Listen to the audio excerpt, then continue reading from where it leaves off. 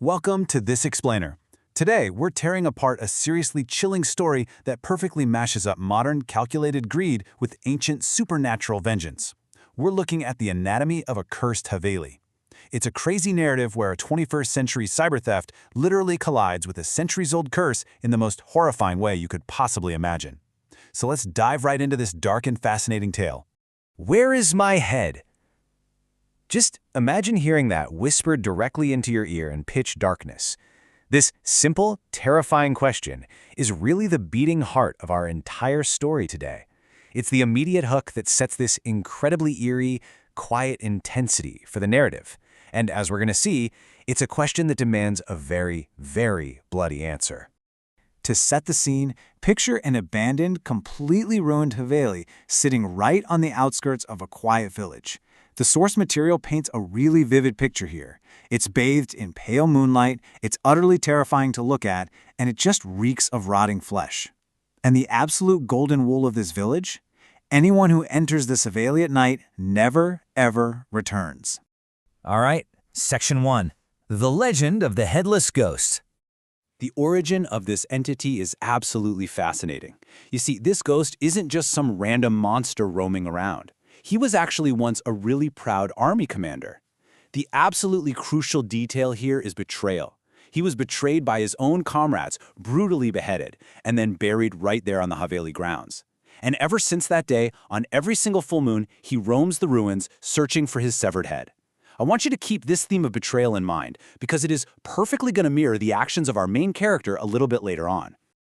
To really establish the lethal stakes here, the story introduces us to a guy named Raghu. He's a local drunk who completely dismisses all these village legends. So he just stumbles into the Haveli, smelling that rotting flesh. Instantly, the heavy doors slam shut right behind him. He hears that chilling whisper we talked about, "Where is my head?" And the ghost actually accuses him of being a traitor. Before he can even get a scream out, his neck goes completely numb and his head is severed from his body. Raghu vanishes, becoming literally just another warning story for the villagers. Moving on to Section 2, the game of deceit and greed. Enter Manoj. Now Manoj lives with his best friend Vikash, who trusts him implicitly. But Manoj has this severe, hidden gambling addiction. So what does he do? He downloads a betting app, actually tricks his best friend into sharing a banking OTP, steals his passwords, and completely drains Vikash's entire life savings into gambling, and he loses every single penny. It's just this devastating, incredibly calculated betrayal of someone who trusted him completely. So naturally, sheer panic sets in. Manoj knows Vikash is probably going to kill him when he finds out, so he makes this completely cowardly escape. He packs up his bags, flees Delhi, and retreats to his childhood village. He even lies to his parents, telling them he's just back for some work from home. But the irony is, in running away from his modern-day problems, Manoj inadvertently places himself directly in the shadow of that cursed Haveli. Which brings us to Section 3, Treasure Hunt in the Haveli. Manoj's terrible decisions really start to spiral out of control here. During the afternoon, he catches villagers gossiping that this ghost might actually be guarding a massive hidden treasure. Completely blinded by his desperate need to pay back the money, he sneaks out at midnight. But by 1 a.m., he gets intercepted by 4 notorious local gamblers, Harya, Pano, Bandhu, and Ranjan. They figure out what he's doing and demand a cut of the treasure to keep their mouths shut. So by 2 a.m., Manoj has led this entire group of 5 right into the dark, cursed ruins. Once they get inside, they start desperately looking around for places to dig. But they're suddenly interrupted by the sound of these thunderous, heavy footsteps. The gamblers, trying to act tough, actually demand that the ghost hand over the treasure. And the entity just replies from the darkness, "My head is my treasure, and my treasure is my head." This is where the horror just escalates rapidly. The men trip in the dark, only to realize they haven't stumbled over rocks, they've stumbled into a literal pile of headless corpses. These are former villagers. And then, in a moment of just pure visceral nightmare fuel, the severed heads resting right next to the bodies suddenly open their eyes, they open their mouths, and start screaming at the intruders to leave before they suffer the exact same fate. Brutal chaos kicks off immediately. The massive, headless entity steps out into the light. 2 of the gamblers, Hariya and Panu, are totally paralyzed by fear, and the ghost instantly decapitates them. But here is such a wild, fascinating detail. The ghost actually picks up their freshly severed heads, tries to place them onto its own neck, and then angrily throws them down because they don't fit. It's a mismatch. And right amidst this horrifying massacre, Manoj manages to slip out the back door, completely abandoning the others to die. Now for Section 4, Illusion and the Terrifying Truth. So Manoj wakes up the very next morning, safe in his own bed. He steps outside, and what does he see? The 4 gamblers, including the 2 guys he literally watched get decapitated, are standing right there, perfectly fine. I mean, were they really alive? When he frantically confronts them, they just laugh at him. They tell him he must have had a bad dream. Manoj is entirely disoriented now. He absolutely cannot distinguish reality from his own nightmares. Manoj truly believes he's living in a brand new nightmare. Not only are the dead gamblers walking around, but his betrayed friend Vikas has suddenly showed up in the village to furiously demand his stolen money. But the dark truth of the Havelis is so much worse.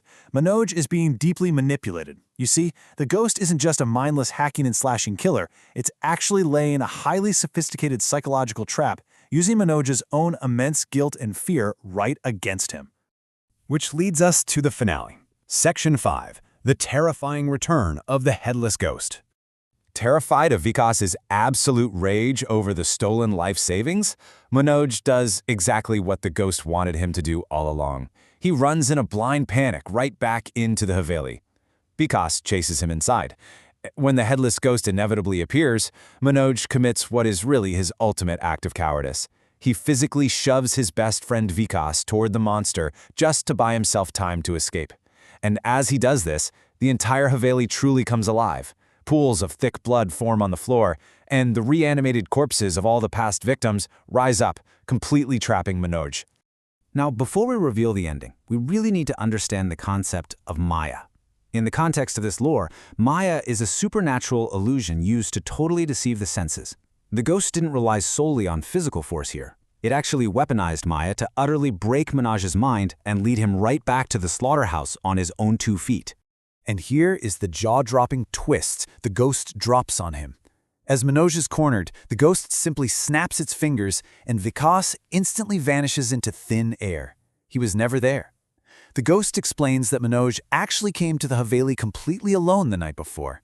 The gamblers, Vikas showing up, that entire morning in the village, it was all Maya.